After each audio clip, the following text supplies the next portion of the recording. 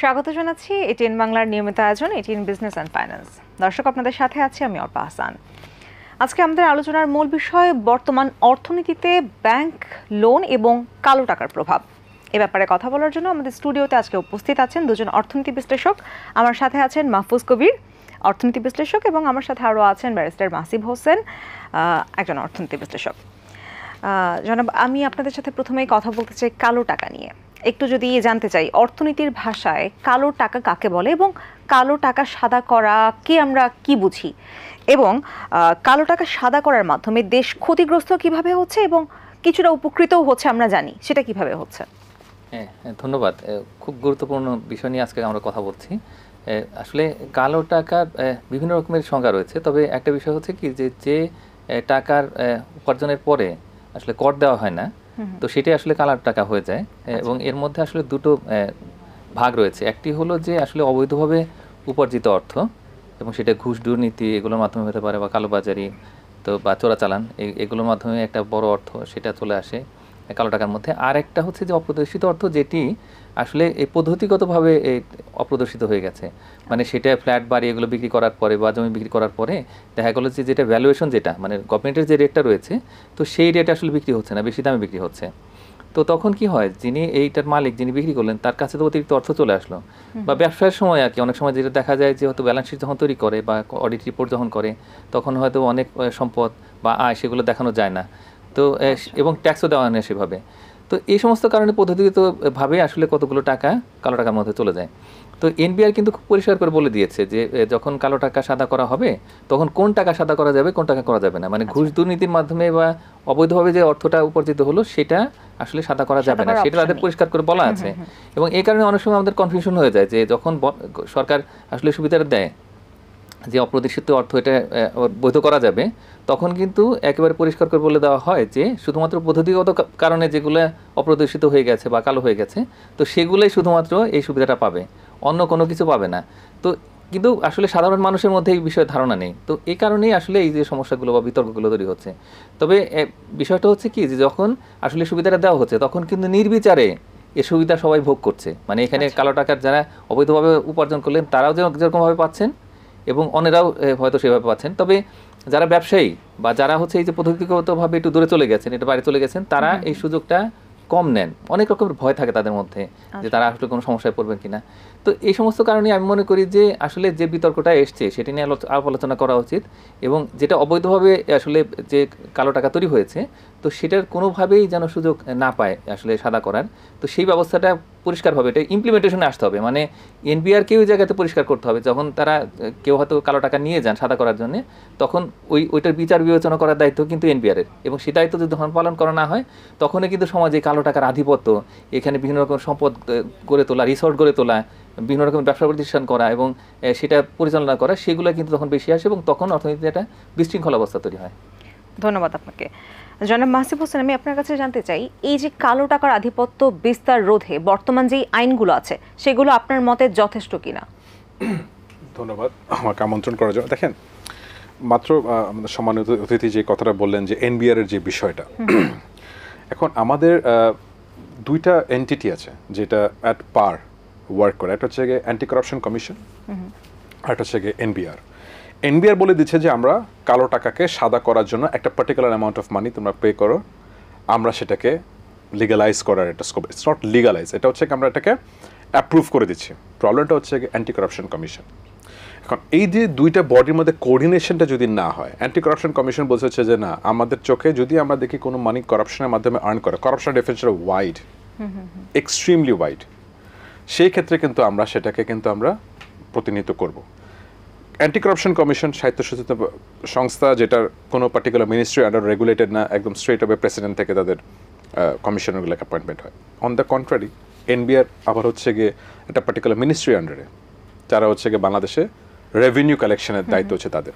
এখন আমার কাছে মনে হয় যে বিদ্যমান যে আইনগুলি আছে দে আর ওয়েল সাফিসিয়েন্ট, কিন্তু ইন্টার গভর্নমেন্টাল কোঅর্ডিনেশনটার জন্য একটা আলাদা একটা করা দরকার, যে ন্যাশনাল বোর্ড অফ রেভিনিউ কোন জিনিসটাকে তারা লিগালাইজ করবে, সেই তারা যখন করছে, বা অ্যান্টি কারাপশন কমিশনের সাথে কোঅর্ডিনেশনটা হচ্ছে তাদের ঠিক মতো না কিনা, অ্যান্টি কারাপশন কমিশনকে তারা নোটিফাই করা হচ্ছে, যেহেতু আমি একটা প্র্যাকটিশনার, আমি দেখি অনেক সময় যে আমাদের কাছে অনেক ক্লায়েন্টসরা আসে অথবা অ্যাডভাইজার জন্য আসে, তখন তারা বলে যে দেখেন আমার এই অ্যামাউন্ট অফ মানি, আমি তো এনবিআর আমাকে সার্টিফাই করে দিয়েছে, আমি কিন্তু একটা অ্যামাউন্ট অফ আপনার ইন্টারেস্ট পে করেছি এটার উপরে অ্যাবাভ দ্য নর্মাল রেট, কিন্তু তারপরে দুদক আমাকে নোটিস করেছে, তারপরে আমাকে।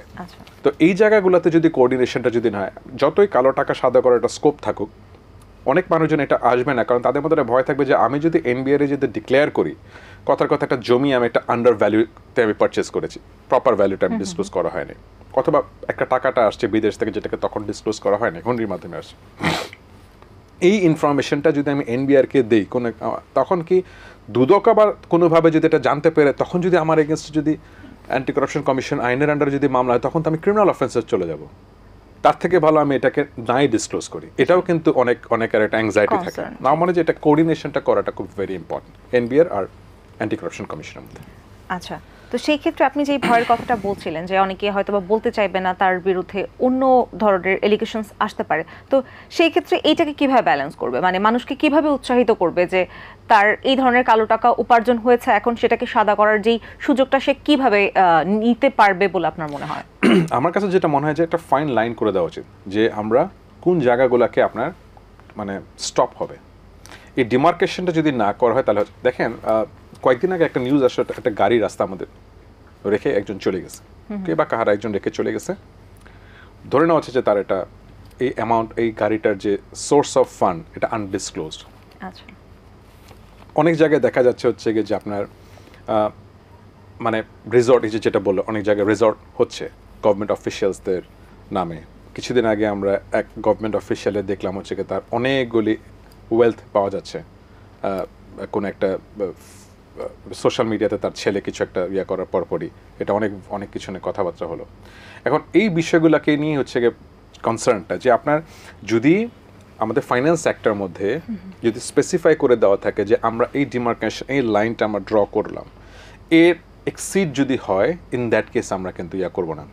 তত্ত্বাবধায়ক সরকার এর আগে যখন একবার আসলো, তখন কিন্তু আপনার এটা নিয়ে কিন্তু অনেক বড় একটা ড্রাইভ শুরু হলো। মানুষজন কিন্তু তখন চিন্তা করলো যে না, অ্যাট এনি কস্ট আমাদের এটাকে নর্মালাইজ করতে হবে। তখন কিন্তু মিডল ক্লাস যারা ছিলেন অথবা হচ্ছে আপনার যারা দেখা গেছে বছর পর বছর তারা ট্যাক্সকে মানে আপনার নিজেকে আর্নিংটাকে কম দেখিয়েছে ট্যাক্স এভেড করার জন্য, একটা পয়েন্টে দেখা গেছে হচ্ছে তাদের অনেক ওয়েলথ হয়ে গেছে, কিন্তু এটা ব্ল্যাক মানি। কারণ এটাকে সে দেখাচ্ছে যে তার আর্নিংটা এত টাকা, যেটা নর্মালি যেটা হয়ে থাকে বেশিরভাগ মানুষ যেটা দেখি যে আর্নিংটা যত টাকা সেটা সে ডিসক্লোজ করে না, ইভেনচুয়ালি সেটা জমি কিনে ফেলতেছে, কিন্তু দেখা গেছে ওই জমির টাকাটা আর তার আর্নিং এটা অ্যাট পার হচ্ছে না। জমির কেনার টাকাটা দেখা গেছে হচ্ছে যে একটা জমি সে 1.5 কোটি টাকাতে কিনে ফেলছে, বাট এনবিআর এর তার রেকর্ড অনুযায়ী তার 1.5 কোটি টাকা নাই, সে টাকাটা আসছে কোত্থেকে। তো এই বিষয়গুলোকে যদি করে যে না আমরা এই জায়গা পর্যন্ত ডিমার্কেট করে দিলাম যে আমরা এতটুকু পর্যন্ত উই উইল গিভ স্কোপ, তারপরে যদি হয় এইসব এরিয়াতে will clearly fall under anti corruption commission, তখন যেটা হবে তখন মানুষজন উৎসাহিত হবে যে না ঠিক আছে ফাইন, আমি হয়তো বিগত 10 বছর আমার আর্নিংটা কম শো করেছি, কিন্তু আমার এখন একটা প্রপার্টি হয়ে গেছে, আমার গাড়ি হয়ে গেছে, একটা বাড়ি হয়ে গেছে, আমার জমি হয়ে গেছে, এখন আমার এখানে একটা ওয়ে আউট করতে হবে। তখন দেখা গেছে সে আপনার মোর উইলিং থাকবে না, ঠিক আছে। নয়তো কী করবে যে গাড়িগুলোকে যেভাবে একজন রাস্তায় রেখে চলে গেল, অথবা একটা প্রপার্টি দেখে আনডিক্লেয়ার্ড হয়ে চলে যাবে, এরকম টাইপের সিচুয়েশনগুলো রাইজ করে। অসংখ্য ধন্যবাদ জনাব মাহফুজ কবির। আপনার কাছে আমি একটু জানতে চাই, সাবেক সরকার কালো টাকা রোধে কোনো ব্যবস্থা নিয়েছিল কিনা, বা সেই যে ব্যবস্থাগুলো নেওয়া হয়েছিল সেগুলো কি এনাফ ছিল কিনা? আসলে যতটুকু নেওয়া হয়েছে সেটা যে আসলে যথেষ্ট ছিল না, হ্যাঁ, সেটা কিন্তু আমরা প্রমাণ পাচ্ছি যে অনেকের কাছে এখন বিপুল পরিমাণে তথ্য পাচ্ছি, বিপুল পরিমাণে আসলে সম্পদ যেটা আমরা দেখতে পাচ্ছি তাদের টাকা ব্যাংকে, এবং টাকাগুলো কিন্তু ধরা হচ্ছে এখন ব্যাংকগুলো যে অ্যাকাউন্ট সেগুলো ফ্রিজ করা হচ্ছে এবং নানা রকমের উদ্যোগ নেওয়া হচ্ছে। এর কারণটা হচ্ছে পরিষ্কার যে আসলে যে ব্যবস্থাগুলো নেওয়া হচ্ছিল, বিভিন্ন প্রতিষ্ঠান যে কাজগুলো করছিল, সেটা দুদকের কথাই বলি বা আমরা জাতীয় রাজস্ব বোর্ডের কথা বলি, তারা কিন্তু সেভাবে আসলে ফাংশন করেনি। আইনগত যে বিষয়গুলো আছে সেগুলো তো আরও দূরের বিষয়, যে যা কিছু আছে সেগুলোকেও আসলে বাস্তবায়ন করতে গিয়ে যে বিভিন্ন রকম সমস্যা তৈরি হয়েছে। অনেক সময় দেখা গেছে যে আমাদের এই জাতীয় রাজস্ব বোর্ডের অনেক কর্মকর্তা তারাও দুর্নীতির মধ্যে জড়িয়ে পড়েছেন। তো এই বিষয়গুলো হচ্ছে আমাদের বাস্তবতা। সুতরাং এখন আমাদের মানে এটা স্বীকার করে নিতে হবে যে অর্থনীতিতে বিপুল পরিমাণে কালো টাকা রয়েছে, এবং ফাইন্যান্স মিনিস্ট্রি একটা হিসাব করেছে, তারা দেখতে পেয়েছে যে 42 থেকে 76% পর্যন্ত জিডিপির এটা হচ্ছে কালো টাকা, কোনো না কোনোভাবে এটা কালো। তো এখন এই টাকা কিন্তু বিপুল পরিমাণে টাকা। এখন তার মানে হলো আমাদের পদ্ধতিগত জায়গাতে সমস্যা রয়েছে, আইনগত জায়গাতে সমস্যা রয়েছে। সেগুলো চিহ্নিত করে আমি মনে করি যে বর্তমানে যে অন্তর্বর্তীকালীন সরকার, তার পর একটা বড় দায়িত্ব যে এটা বিপুল পরিমাণে কালো টাকা বোঝা থেকে জাতিকে উদ্ধার করা, এবং সেটার জন্য যদি আইনগত পরিবর্তনের দরকার হয় তাহলে সেটা অবশ্যই করা উচিত। আমি মনে করি যে এই মুহূর্তে যেহেতু এই সরকারের মধ্যে বেশ কয়েকজন আইন বিশেষজ্ঞ উপদেষ্টা হিসেবে আছেন, সুতরাং তাদের সবচেয়ে বড় কাজ হবে এই কালো টাকার জায়গাগুলোতে যে আইনগত কী সমস্যা রয়েছে এবং সেটা বাস্তবায়নের ক্ষেত্রে যে সংস্থাগুলো রয়েছে সেগুলো আরও কোন কোন জায়গাতে কাজ করবে সেই ডিরেক্টিভগুলো তৈরি করা। এটা করতে না পারলে এই আমাদের অর্থনীতি কিন্তু স্থির হবে না, এবং এই কালো টাকাই সমস্ত রকমের সমস্যার উৎস। এই রাজনীতি বলেন, অর্থনীতি বলেন, বা সমাজের যে বিভিন্ন রকমের যে সমস্যা, বৈষম্য, এগুলো কিন্তু এই কালো টাকার কারণে তৈরি হয়। এখানে একটা বিষয় হচ্ছে আমরা তখন ডিসকাস করছিলাম, দেখেন একটা বড় একটা অ্যালার্মিং বিষয়টা হচ্ছে কি আমাদের অনেকগুলি টাকা দেশে বাইরে পাচার হয়ে গেছে। আমি এক্স্যাক্টলি এই প্রশ্নটাতে আসতে যাচ্ছিলাম, যেগুলো পাচার হয়ে গেছে সেগুলো আমরা কিভাবে। আপনার প্রশ্নটাকে শুনে নেই। জি, আমার প্রশ্ন এটাই ছিল যে যেই টাকা বাংলাদেশ থেকে অলরেডি পাচার হয়ে গেছে সেগুলো আমরা কিভাবে ফেরত পেতে পারি, এবং সেগুলোর জন্য ইন্টারিম গভর্নমেন্ট কি কি মেজার্স নিতে পারে। দেখেন, ইন্টারেস্টিংলি আমাদের প্রিভিয়াস গভর্নমেন্ট তার কিন্তু একটা 10 ইয়ারের মধ্যে কিন্তু একটা আইন করা হয়েছে, ট্রিটি হয়েছে বিভিন্ন সাথে, দেশের সাথে, যেটা হচ্ছে গিয়ে অ্যাসিস্ট্যান্স প্রোভাইড করবে বিভিন্ন দেশকে। এখন প্রবলেমটা যেটা হচ্ছে ইমপ্লিমেন্টেশন। দেখেন, আমাদের পার্লামেন্টে আইন কম হয়নি স্বাধীনতার পরের থেকে, প্রবলেমটা হচ্ছে এটা ইমপ্লিমেন্টেশন নিয়ে। এখন আমরা যেটা প্র্যাকটিক্যাল যে লুপ হোলটা আমরা যেটা দেখি সেটা হচ্ছে এখানে যে যদি কারো পুরো কানাডাতে একটা জায়গা বেগমপাড়া বলে অনেকে একটা জায়গা, আমি রিয়েলি জানি না, ইউজে অনেক, তো দেখা গেছে কারো একটা প্রপার্টি আছে সেখানে, সে ক্লাসিফাইড হয়ে গেল বাংলাদেশে যে না সে একজন লোন ডিফল্টার, অথবা সে দেখা গেছে একজন করাপ্ট গভর্নমেন্ট অফিসিয়াল। প্রবলেমটা হচ্ছে গিয়ে সব কিছু হয়ে গেল, এখন তার সকল টাকা তো ওইখানেই চলে গেল, ওই জায়গাতে একটা গাড়ি কিনতে গিয়ে, বিজনেস রেস্টুরেন্টস আছে তার। আমি as a matter of fact আমি জানি যে অনেকেই আছে যাদের এখানে রেস্টুরেন্টস আছে কানাডাতে, তারা অনেক প্রপার্টি ওন করে, কিন্তু কথা হচ্ছে গিয়ে যে দেশে যদি হয়তো এটা কনফিসকেট করতে পারতো অ্যান্টি কারাপশন কমিশন, যেখানে আমাদের একজন আইজিপি বেনাজির সাহেবের প্রপার্টি কিন্তু কনফিসকেট করেছে অ্যান্টি কারাপশন কমিশনের অফিসিয়ালসরা, কিন্তু যে সেটা কিন্তু আপনার ফ্রিজ করেছে। এই ফ্রিজিং অথরিটি কিন্তু আমাদের আইনে আছে, কিন্তু প্রবলেমটা হচ্ছে কি ওইখানে কানাডাতে যে এটা ইমপ্লিমেন্টেশন করা যাচ্ছে না। আমাদের অফিসিয়ালসরা যে কী করতে পারে, যেটা হতে পারে আমাদের দেশে একটা জাজমেন্ট হয়ে গেল তাড়াতাড়ি, দেখে শর্ট ইয়াতে একটা জাজমেন্ট হয়ে গেল যে না এই প্রপার্টিগুলোকে আমাদের কনফিসকেট করতে হবে। যেভাবে আরবিট্রেশন যখন হয়, ইন্টারন্যাশনাল কমার্শিয়াল আরবিট্রেশন যেটা আমরা করি, দেখা যাচ্ছে আমাদের দেশের অর্ডারটাকে আমরা কিন্তু বিদেশের যে এনফোর্স করতে পারি। লন্ডনের একটা অর্ডারকে কিন্তু বাংলাদেশের ডিস্ট্রিক্ট কোর্টে কিন্তু এনফোর্স করা যায় স্ট্রেট আওয়ে, সেটার জন্য আলাদা করে আবার প্রসিডিং ড্র করতে হয় না। একইভাবে আমাদের দেশের অর্ডারটাকে কোনো কোর্টের অর্ডার যদি দেওয়া হয় যে হ্যাঁ এই পার্টিকুলার অ্যাসেটটা ওইখানে আছে, সেটাকে ফ্রিজ করতে হবে, অকশনে বিক্রি করতে হবে, অটোমেটিকলি যেন এই ট্রিটিটা যেন আপনার ট্রিগার করে ওই পার্টিকুলার অ্যাসেটটা যেখানে আছে, ওই ক্যানাডার ওই স্টেটের মধ্যে যে বাসাটা আছে, রেস্টুরেন্টস আছে, সেটা যেন ক্যানাডিয়ান অথরিটিস যেন সেটাকে যেন ফ্রিজ করে, সেটা যেন সেখানে দেনদের অকশন করে সেটার প্রসিডসটাকে যেন বাংলাদেশের আপনার পাঠিয়ে দেওয়া হয়। ওইখানকার ওদের যদি কোনো ভ্যাট ট্যাক্সেস ডিউ থাকে সেটাকে ডিডাক্ট করার পর অফকোর্স। তো এইটা আমার মনে হয় যে খুব ভালো একটা, যদি আমাদের ডিপ্লোম্যাটিক যে হাউসগুলি আছে ওয়ার্ল্ড ওয়াইড, তারা যদি এটাকে যদি তারা মোর অ্যান্ড মোর তারা যদি এটা কোঅর্ডিনেশনটা করতে পারে যে না আমাদের এই মুহূর্তে তোমাদের দেশে আমাদের ন্যাশনালসদের এই অ্যামাউন্ট অফ মানি রয়ে গেছে, এটাকে আমরা রিট্রিভ করতে চাই। আমার অবজারভেশন হচ্ছে গিয়ে যে কোনো পলিটিক্যাল পার্টিকে ট্রিগার করে না, বাট আমার observation huge amount of money বাংলাদেশের থেকে চলে গেছে। প্রবলেমটা হচ্ছে গিয়ে যে আমরা এখন যে রিজার্ভ নিয়ে যে আমরা যে ক্রাইসিসে আছি, ফরেন রিজার্ভটাকে নিয়ে, এটাও কিন্তু একটা বড় একটা ইম্প্যাক্ট ক্রিয়েট করবে। আমরা যদি বিদেশ থেকে এই টাকাটাকে যদি রিটার্ন ব্যাক করতে পারি, তখন এটা ডলারের ফর্মে ঢুকবে বাংলাদেশে। আমরা বাংলাদেশে একজনের প্রপার্টি কনফিসকেট করছি, অকশনে যাচ্ছি, অকশনে আমি টাকার কারেন্সিতে আমি কিনছি, কিন্তু যদি আমি রিট্রিভ করে নিয়ে আসতে পারি ইউএসএর থেকে, কানাডার থেকে, অথবা অন্য কোনো দেশের থেকে, সেটা কিন্তু একটা ফরেন কারেন্সি ফর্মে কিন্তু আমাদের দেশে ঢুকছে, সেটাও কিন্তু আমাদের রিজার্ভটাকে কিন্তু আপনার এনহ্যান্স করবে। প্র্যাকটিক্যালি এটা আসলে কতটুকু পসিবল, আর কত দিনের মধ্যে পসিবল বলে আপনার মনে হয়? ইম্পসিবল না, ভেরি মাচ পসিবল। এখানে কেন? কারণ হচ্ছে গিয়ে বাংলাদেশে একটা এমন একটা জায়গা, সেখানে কিন্তু আমরা বিভিন্ন ইয়াদের সাথে কিন্তু আমাদের কিন্তু অ্যাগ্রিমেন্ট হচ্ছে। ইউরোপ কিন্তু আমাদের কাছ থেকে প্রোডাক্ট নিচ্ছে, কানাডা কিন্তু আমাদের কাছ থেকে প্রোডাক্ট নিচ্ছে, চায়না থেকে আমরা প্রোডাক্ট দিচ্ছি, আমাদের এক্সট্রাডিশন ট্রিটিও আছে অনেকজনের সাথে। এটা অনলি লিমিটেশনটা হচ্ছে গিয়ে আমার যেটা মনে হয় সেটা হচ্ছে এখানে যে প্রপার আমার মনে হয় যে এখন যে গভর্নমেন্ট আসছে নন পলিটিক্যাল গভর্নমেন্ট, আমার মনে হয় এই বিষয়টাকে নিয়ে তারা আরো ইয়া করবে। আগের গভর্নমেন্টটা যতগুলি গভর্নমেন্ট ছিল এক্সেপ্ট কেয়ারটেকার গভর্নমেন্ট সবসময় পলিটিক্যাল গভর্নমেন্ট ছিল। তো পলিটিক্যাল গভর্নমেন্ট থাকাতে সবসময় কিন্তু কোনো না কোনো একটা লিমিটেশন চলে আসে to in order to protect someone, হয়তো থাকতে পারে। যখনই নন পলিটিক্যাল গভর্নমেন্ট থাকে, এই যে লাস্ট টাইম যে কেয়ারটেকার গভর্নমেন্টটা যেটা ছিল ফখরুদ্দিন আহমেদ সাহেবের সময়, তখনও কিন্তু আমরা দেখে গেছি যে এই বিষয়গুলো কিন্তু হাই টপ প্রায়োরিটি দেওয়া হয়েছিল। আমার মনে হয় যে এখন এই জিনিসটাকে ইটস এ গুড টাইম এটাকে টপ প্রায়োরিটি হিসেবে দেওয়া, দেখা ডিপ্লোম্যাটিক মিশনসগুলোকে ট্রিগার করা, তাদেরকে ভালো মতন এনকারেজ করা যাতে করে তারা যেন কোঅর্ডিনেশনটা করতে পারে, আর বাংলাদেশের থেকে যেন কুইকলি এই লিটিগেশনটাকে ডিসপোজ অফ করা যায়। অর্থঋণ আদালতের মধ্যে আমরা দেখি হচ্ছে যে মানে যত কুইকলি এই আইনটা করা হয়েছিল যে ফাস্ট করতে হবে, সেইভাবে কিন্তু নাই। অনেক সময় দেখা গেছে হচ্ছে গিয়ে অকশনের লোন ডিফল্টাররা তারা দেখা গেছে হচ্ছে গিয়ে যে মানে আপনার তাদের বেশিরভাগ লোনের টাকা তারা নিয়ে বিদেশে পাচার করে ফেলে। কোল্যাটারাল হিসেবে যে জমিটা অথবা যে বাড়িটা তারা দিয়েছে 100 কোটি টাকার লোন হলে 100 কোটি টাকা দেশে বাইরে পাচার করে দিয়েছে, বাংলাদেশে দেখা গেছে তার প্রপার্টি যেটা আছে সেটা 20 কোটি টাকার। 20 কোটি টাকার প্রপার্টি আবার ডেপ্রিসিয়েশনও যাচ্ছে। দেখা গেছে ফ্যাক্টরির মেশিনারিজ দেখে এসে 20 কোটি টাকা দেখালো যে আমার ফ্যাক্টরি মেশিনারিজ দাম 20 কোটি টাকা। 5 বছর আগে যে মেশিনারিজের দাম 20 কোটি টাকা ছিল সেটা ডেপ্রিসিয়েশন যদি আপনি ধরেন তাহলে আজকে সেটা দাম 18 কোটি টাকা 15 কোটি টাকা হয়ে গেছে। অকশনে গেলেও সেখানে আবার এই অকশনটাকে দেখা গেছে বিভিন্ন সময় তারা স্টে করে নিয়ে আসছে। স্টের জন্য আবার 4 বছর 5 বছর পর্যন্ত জিনিসটা ঝুলে যাচ্ছে। ইভেনচুয়ালি ব্যাংক খালি রাইট অফ করতে থাকে, কিন্তু লাস্টে যেটা দেখা গেছে হচ্ছে যে অকশনে 5 কোটি টাকা 6 কোটি টাকা আমাদের কিছু পাওয়া যায় না, সেখানে দেখা গেছে তার 100 কোটি টাকার লোন উইথ ইন্টারেস্ট 150 কোটি টাকা হয়ে গেছে, যেটা পুরাটাই দেশের বাইরে। খুবই দুঃখজনক বিষয়। আমরা একটু ব্যাংক ঋণের ব্যাপারে কথা বলি। জনাব মাহফুজ কবির, আপনার কাছে একটু জানতে চাই যে বর্তমানে ব্যাংক লোন প্রদানের চিত্রটা কেমন দেখছেন, মানে এটা কি প্রপার ওয়েতে যাচ্ছে কিনা?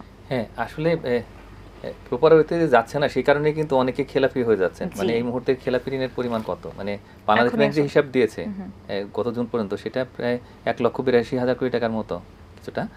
তবে বলা হয় যে এটা প্রায় 4.5 লক্ষ কোটি টাকারও বেশি। হ্যাঁ, তার কারণ এর মধ্যে অনেক ঝুঁকিপূর্ণ ঋণ রয়েছে, এর মধ্যে এমন কিছু ঋণ রয়েছে যেগুলো আসলে আদায় হবে কি হবে না সেটা নিয়ে খুব একটা নিশ্চয়তা নেই। তো এখন এই ঝুঁকিপূর্ণ ঋণ এবং আসলে প্রকৃত খেলাপি ঋণ এই সব মিলিয়ে যোগ করলে দেখা যাবে যে এটা বিপুল পরিমাণ, এবং এটা পরিমাণটা এমন যে যতটুকু ঋণযোগ্য তহবিল রয়েছে মানে পুরো ব্যাংক ব্যবস্থাতে, তো সেটার প্রায় 4 ভাগের 1 ভাগই আসলে আমাদের এই খেলাপি ঋণ। এখন এইরকম বিপুল পরিমাণে ঋণ নিয়ে আসলে ব্যাংকগুলো কিন্তু ভালোভাবে আসলে তারা অপারেট করতে পারবে না, তারা তো মানুষকে ঋণই দিতে পারছে না। একদিকে সরকার রয়েছে, সরকারকে 1,36,000 কোটি টাকা দিতে হবে এই অর্থ বছরে, এটা বাজেট বাস্তবায়ন করতে গিয়ে বেশিও লাগতে পারে। আবার অন্যদিকে যে প্রাইভেট সেক্টর তাকে তো ঋণ দিতে হবে। আবার একদিকে আমরা আমাদের সংকোচনমূলক মুদ্রানীতি সেটা বাস্তবায়ন করছি, এটার কারণে আমাদের সুদের হার অনেক বেশি। এখন কৃষি খাতে আমরা কত হারে ঋণ দিচ্ছি, সেটা 12.5%-এরও বেশি, মানে 12.55%। এটা হচ্ছে সুদের হার। শিল্প খাতে 15.5%। আমাদের একটা গাড়ি কিনতে গেলে আমরা ফ্ল্যাট জমি এগুলো কিনতে গেলে দেখা যাচ্ছে 16%। অ্যানি পারপাস লোন যেটা সেটা 20%-এর উপরে। তো এই যে বিপুল পরিমাণে সুদের হার, সেটা কিন্তু এসছে হচ্ছে ব্যাংকের যে অপারেটিং কস্ট, তার সাথে হচ্ছে আমাদের এই যে খেলাপি ঋণ যেটা হয়ে গেছে বিপুল পরিমাণে, এটার কারণে পুরো ব্যাংক খাত রুগ্ন অবস্থাতে চলে গেছে। এই অবস্থা এখন আমরা দেখতে পাচ্ছি যে কিছু ব্যাংক তাদেরকে এই যে ঋণ দেওয়ার ক্ষেত্রে এক ধরনের এটা বাদ দেওয়া হয়েছে যে না এটা দিতে পারবে না, যে কয়টা ব্যাংক হচ্ছে ইসলামী ব্যাংক সহ ইসলাম গ্রুপের হাতে যেটা রয়েছে। তো এখন এটা অত্যন্ত দুর্ভাগ্যজনক একটা পরিস্থিতি যে সবচেয়ে ভালো ভালো ব্যাংকগুলো সেগুলো দুর্বল হয়ে গেছে, ন্যাশনাল ব্যাংক দুর্বল হয়ে গেছে।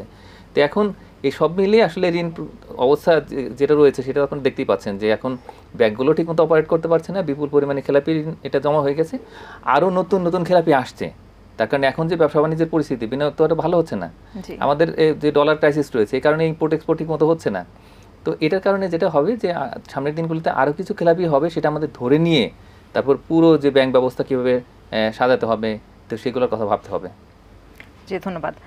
জনাব মাহসিব হোসেন, আমরা যেটা বলছিলাম যে খেলাপি ঋণের পরিমাণ বর্তমানে এত বেশি যেগুলো আসলে খুবই আশঙ্কাজনক হারে অর্থনীতির উপর প্রভাব ফেলছে।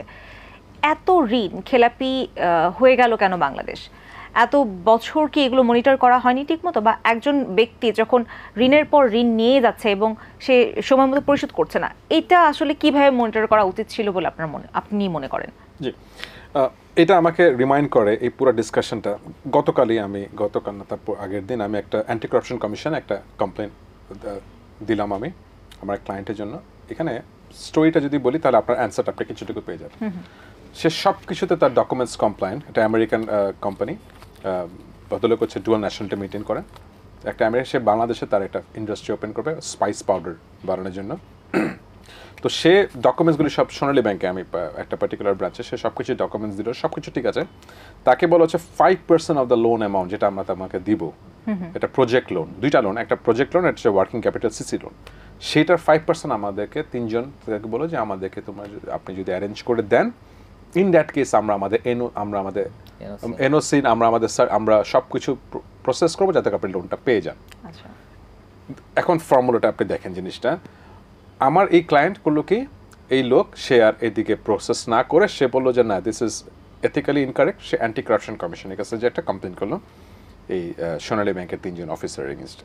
নাম আর আমি ডিসক্লোজ করলাম না, ব্রাঞ্চও বললাম না আমি।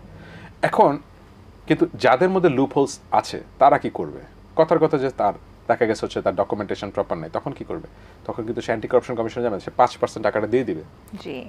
নাও দ্য কোয়েশ্চেন কামস, এই যে এন্টিটি যে 5% টাকা ঘুষের মাধ্যমে দিয়ে সে একটা অ্যামাউন্ট অফ মানি সে নিয়ে গেল, এই অ্যামাউন্ট অফ মানি তো কখনো রিকভার হবে না। কারণ কি? কারণ হচ্ছে তার প্রপার সব কিছু ডকুমেন্টেশন তার ছিল না, সে এলিজিবল না লোন পাওয়ার জন্য। এইখানেই হচ্ছে গিয়ে মেইন ইম্পর্টেন্সটা যদি আপনি আসেন, আপনি ভেরি ইনসেপশনে যে গভর্নমেন্ট যে ভুলটা থাকে সেটাই লং রানে বড় হয়ে দাঁড়ায়। ওই 5%-এর আপনার যে নেশায় সে যে অ্যালাউ করলো, এটার খেসারত 20 বছর পরে ওই ব্যাংকে দিতে হয়। কিভাবে? তখন দেখা গেছে ওই লোক যে লোনটা নিল সে ডিফল্টার হচ্ছে। এই যখন সে ডিফল্ট, এবার আপনার যে প্রশ্নটাতে যে আমার স্পেসিফিকলি আসছে কেন এতদিন পর্যন্ত হলো, কেন এতদিন পর্যন্ত এটাকে সুপারভাইজ করা হলো না, তবে এটাকে কন্ট্রোল করা হলো না। কিছুক্ষণ আগে একটা নাম বললেন, এস আলম গ্রুপ, উনি বললেন। তো আপনি যদি এবার আপনি দেখেন যে নিউজ পেপার এখন অনেক কিছু আসতেছে, because news paper agencies are very free now. আপনি যদি এবার প্রপারলি যদি আপনি যদি জিনিসপত্রগুলোকে আপনি যদি উইদাউট এনি খোলা চোখে যদি আপনি যদি দেখেন, তাহলে এখানে কিন্তু প্রতীয়মান হয় যে এখানে সবসময় একটা প্রসেস করা হতো যাতে করে যে এই ডিফল্টাররাও যেন কোনো না কোনোভাবে একটা ওয়ে আউট বের করতে পারে। Bangladesh bank time to time circular দিচ্ছে, রিশিডিউল করে দিচ্ছে 2% দেওয়ার পরই। ইম্প্যাক্টটা তো ক্রিয়েট করে বাংলাদেশ ব্যাংক যখন এই ধরনের সার্কুলারসগুলি রেগুলার বেসিস এক্সেম্ট করে দিচ্ছে লোনের ইয়ার থেকে, কি হয়? প্রাইভেট ব্যাংকগুলি তো আপনার ধ্বংসের মধ্যে পড়ে যায়। ওনার একটা পার্টিকুলার ব্যাংক যদি তার লিকুইডিটির ক্রাইসিসে সে অলরেডি যাচ্ছে, তারপর যদি তাকে যদি বলে দিল যে না, আপনারা এখন থেকে এই পার্টিকুলার সেক্টরের ইন্ডিভিজুয়ালসদেরকে আপনি রিশিডিউল করে দিবেন, তাদের লোনটাকে ডিক্রিজ করে দিবেন, রাইট অফ করবেন, তখন কি হচ্ছে? ওনার যদি যাদেরকে ওনারা বড় মানে যারা বড় যদি তাকে যদি টাকা না দেয়, তখন উনি যারা ওখানে এফডিআর করেছে তাদের টাকা রিটার্ন ব্যাক করবে কিভাবে? ব্যাংকের তো ফাংশন দুইটাই, একজনের কাছে টাকা নিবে, আরেকজনকে টাকাটা সে দিবে। যাকে সে টাকাটা দিচ্ছে সে যদি রিটার্ন না করে, তো আরেকজনকে সে কীভাবে টাকাটা রিটার্ন ব্যাক করবে? তো এখানেই কিন্তু একটা বড় একটা বিষয় ছিল যে এতটা বছর ধরে এই ধরনের জিনিসপত্রগুলোকে কিন্তু মনিটর করা হয়নি। না করাতে ছোট একটা বিষয় কিন্তু বড় হয়ে দাঁড়াচ্ছে। এই যে শুরুতেই যে সব ছোটোখাটো দুর্নীতির জন্য মনে করেন যে যারা আপনার মানে এলিজিবল মানুষজন লোন নন এলিজিবল মানুষজন লোন পেয়ে যাচ্ছে, এরাই ভবিষ্যতে কিন্তু আমাদের এই এখন কিন্তু ইকোনমিতে ইম্প্যাক্ট রেট কিন্তু তারাই করেছে। জি, ধন্যবাদ। একটা বিরতির পর আপনাদের কাছে আবার ফিরছি। দর্শক, সময় হলো একটা বিজ্ঞাপন বিরতির, সাথেই থাকুন, ফিরছি কিছুক্ষণ পরে। দর্শক, বিরতির পর আবারও ফিরে আসলাম 18 বাংলা নিয়মিত আয়োজন 18 বিজনেস অ্যান্ড ফাইন্যান্স। আমরা কথা বলছিলাম ব্যাংক ঋণ নিয়ে। জনাব মাহফুজ কবির, আমি আপনার কাছে জানতে চাই যে ঋণ প্রদানের ক্ষেত্রে আসলে কোন শ্রেণীর মানুষ বেশি সুবিধা পায় এবং কোন প্রতিষ্ঠান বেশি সুবিধা পায় বলে আপনি মনে করেন? এবং আমরা জানি যে সালমান এফ রহমানের ঋণ খেলাপির বিষয়টা সামনে এসেছে এবং বর্তমানে তার ঋণ 31,000 কোটি টাকা বলে আমরা জানতে পেরেছি। এই ব্যাপারটা আসলে 31,000 কোটি টাকা পর্যন্ত কেন জমলো এত বছর ধরে? বাংলাদেশ ব্যাংকও কি ঠিকমতো মনিটর করেনি বলে আপনি মনে করেন? এখানে আসলে কয়েকটি বিষয় আছে। একটা হলো যে আমরা তো বুঝতেই পারছি যে বেশ অনেকদিন ধরে সরকার যেহেতু ক্ষমতায় ছিল, তার ফলে বিপুল পরিমাণে সুবিধাভোগী গোষ্ঠী তৈরি হয়েছে, সেটা রাজনৈতিক ছত্রছায়া হয়েছে এবং সেটা ব্যবসায়িকভাবে প্রভাব সৃষ্টি করেছে। হয়তো অনেকে ডোনার ছিল পার্টির, সেরকমও আছে অনেকেই। তো এরা কি করেছে? এরা সরকারের উপরে চাপ তৈরি করেছে। যখন মানুষকে কিছু টাকা দেয়, তখন তার কিন্তু প্রত্যাশাও থাকে পিছনে যে না, ঠিক আছে, আমি সরকারের দিক থেকে বা অন্যান্য বিভিন্ন প্রতিষ্ঠান থেকে বিভিন্ন রকমের সুবিধা পাবো। আর সবার লোভটা হচ্ছে ব্যাংকের দিকে। এখন এটাই তো সবচেয়ে বড় সমস্যা, যে তারা কি করছে, চাপ তৈরি করছে, ফোন আসছে ব্যাংকে, বিভিন্ন রাজনৈতিক নেতারা ফোন করছেন, করে আলটিমেটলি যেটা হচ্ছে যে আসলে ব্যাংকগুলো এই সুযোগটা নিচ্ছে, তাদের কর্মকর্তারা কিছু দুর্নীতিবাজ, তারা কি করছে, কিছু টাকা নিয়ে তারা ওই লোনটা স্যাংশন করে দিচ্ছে। এই কারণে দুর্বল কোম্পানিগুলো, সেগুলো বা যেগুলো আসলে কোনো অস্তিত্ব নেই, সেগুলো কোনো কাগজপত্র ছাড়াই অনেক ক্ষেত্রে এটা ঋণ নিয়ে যাচ্ছে, সরকারি ব্যাংক থেকে, বেসরকারি ব্যাংক থেকে, প্রত্যেকটা জায়গা থেকে হচ্ছে এটা। এবং এটা আশঙ্কাজনকভাবে হয়ে যাওয়ার কারণেই কিন্তু এত বিপুল পরিমাণে খেলাপি ঋণটা জমে গেছে। এখন আপনি যেটা পার্টিকুলারলি বললেন যে একটা কেসে সালমান রহমান, উনি তো সরাসরি সরকারে ছিলেন, এবং তার আগে যেটা ছিলেন যে উনি পার্টির একজন একটা খুব প্রভাবশালী মেম্বার ছিলেন। তো এইটাই যথেষ্ট আর কি তার এই বিপুল পরিমাণে খেলাপি ঋণ হওয়ার জন্য। এবং আমরা দেখতে পেয়েছি যে যখন শেয়ার বাজারে কেলেঙ্কারি হলো 2010-এ, তখন তার নাম এলো, কিন্তু তার বিরুদ্ধে কোনো ব্যবস্থা নেওয়া হলো না। তো এইটা একটা উদাহরণ আমাদের সামনে যে আসলে এই ব্যবসায়ের সঙ্গে রাজনীতির যে সংযোগ, এটার কারণে কি বিপদ হয় আমাদের দেশে, তো সেটা কিন্তু একেবারে প্রমাণ পেয়ে গেলাম আমরা। এখন অনেকেই কথা বলছেন যে ব্যবসায়ীদেরকে যেন রাজনীতির প্রক্রিয়ার যেন অংশগ্রহণ না করানো হয়, বা তারা যেন নির্বাচনে না আসতে না পারেন। এটাও কিন্তু আবার ভালো নয়, যে যারা নেতৃত্ব দিতে পারেন তারাই নির্বাচনে আসবেন। তো কিন্তু এখন দেখা যাচ্ছে যে একটা গোষ্ঠীর কারণে তাদের যে রাজনৈতিক প্রভাব খাটিয়ে যে ব্যাংকগুলোকে দুর্বল করে দেওয়া, পথে বসিয়ে দেওয়া, সেই কাজগুলো তো তারা করেছেন। আমি মনে করি যে এখন আসলে তত্ত্বাবধায়ক সরকার তো নেই, এখন আছে আমাদের অন্তর্বর্তীকালীন সরকার। তো এখন তাদেরকে একটু শক্ত হতে হবে, এবং তাদের প্রধান দায়িত্ব হবে যে ব্যাংকগুলোকে বাঁচানো, এবং এই দুর্নীতিবাজ কর্মকর্তাদের হাত থেকে বাঁচানো, এবং একই সঙ্গে রাজনৈতিক প্রভাব থেকে বাঁচানো। এইটা করার জন্য যে আইনগত যদি আমরা সংস্কার না করি এই মুহূর্তে, তাহলে সেক্ষেত্রে আমার মনে হয় না তার কখনোই করতে পারবো। তো এখনই আসলে করতে হবে, এবং আমাদের ব্যাংক যদি আমরা বাঁচাতে না পারি, তাহলে কিন্তু অর্থনীতিকে বাঁচানো যাবে না। অসম্ভব। জি, ধন্যবাদ। জনাব মাসিব হোসেন, আমি আপনার কাছে জানতে চাই, এই যে আমরা কথা বলছিলাম ব্যাংকের ভঙ্গুর দশার একটা অর্থনীতির উপর বিশাল প্রভাব পড়েছে, তো এটা আসলে কিভাবে রিকভার করা সম্ভব বলে আপনি মনে করেন? ব্যাংক ঋণগুলো আমরা কিভাবে রিকভার করতে পারি, এবং কতদিন নাগাদ এটা আসলে সম্ভব হবে বলে আপনার মনে হয়? আমাদের ব্যাংকের যে ব্যাড লোনসগুলি যেটা থাকে, সেটাকে রিকভার করার জন্য কিন্তু আমাদের অর্থনীতি আদালত আইনের কিন্তু একটা প্রভিশনস আছে। প্রথমত যেটা আছে, 12 ধরার একটা অকশন একটা বিষয় আছে, সেখানে হচ্ছে গিয়ে যে আপনার ব্যাংক নিজের থেকে অকশনটা করবে।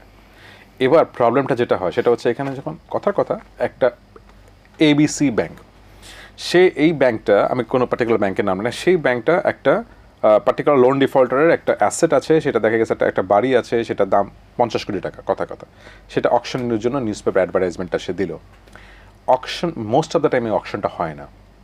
কারণ হচ্ছে গিয়ে আমাদের দেশে একটা টেন্ডেন্সি থাকে মানুষজনের, সে 50 কোটি টাকা যদি একটা প্রপার্টি যদি সে কিনে, সেটা ডিড ভ্যালু দেখে হচ্ছে গিয়ে 20 কোটি টাকা, বাকি 30 কোটি টাকায় সে যেটা করে সেটা হচ্ছে গিয়ে যে আপনার দেখায় ওটা বাই ক্যাশ দিয়ে দেয়, কিন্তু সে কারণ ডিড ভ্যালু দেখায় 30 কোটি টাকা, যাতে সেটার উপরে যেন কস্টটা যেন কম দিতে, রেজিস্ট্রেশন ফি।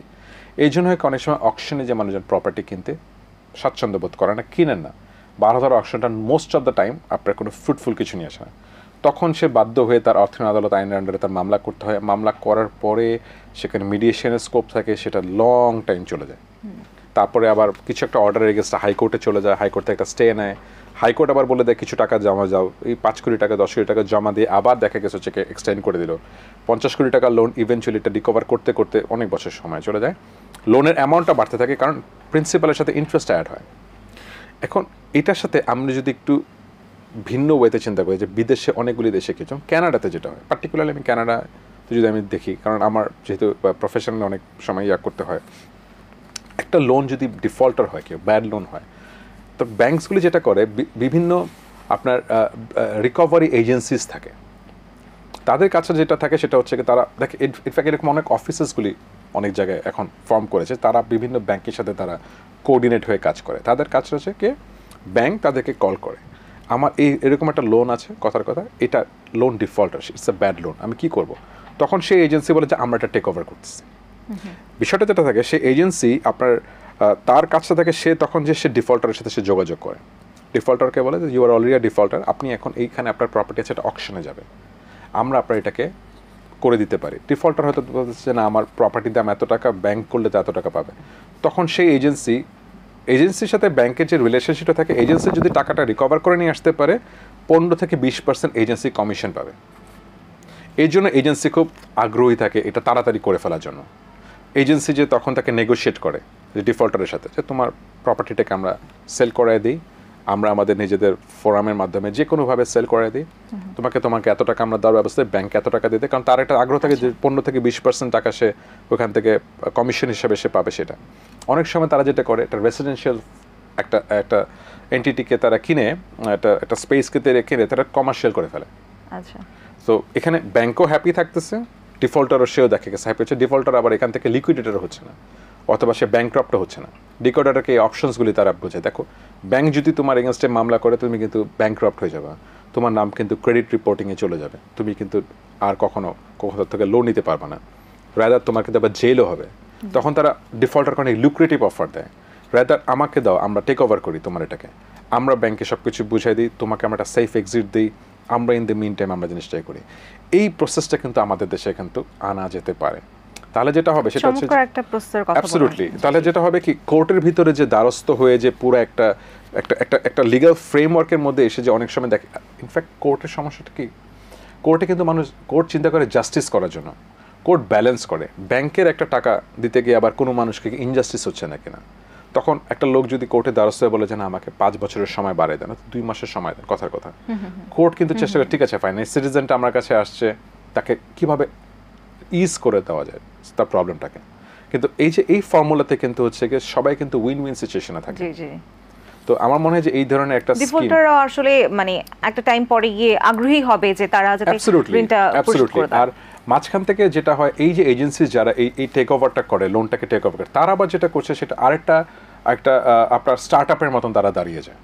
তখন দেখা গেছে হচ্ছে যে অনেকেই প্রফেশনাল চার্টার্ড অ্যাকাউন্টেন্টস আছে, অনেক যে প্রফেশনাল লয়ার্স আছে, তারা দেখা গেছে হচ্ছে যে বিভিন্ন ফার্মে তারা কাজ করে, কিন্তু তারা দেখা গেছে এখানে আবার পার্ট টাইম জবও করছে, তারা করে ইভ্যালুয়েশন করছে। ম্যাডাম মাজিব হোসেন, আপনাকে অসংখ্য ধন্যবাদ। আপনাদের দুজনকে অসংখ্য ধন্যবাদ আজকে আমাদের স্টুডিওতে উপস্থিত থেকে এত গুরুত্বপূর্ণ বিষয়ে আলোচনার জন্য।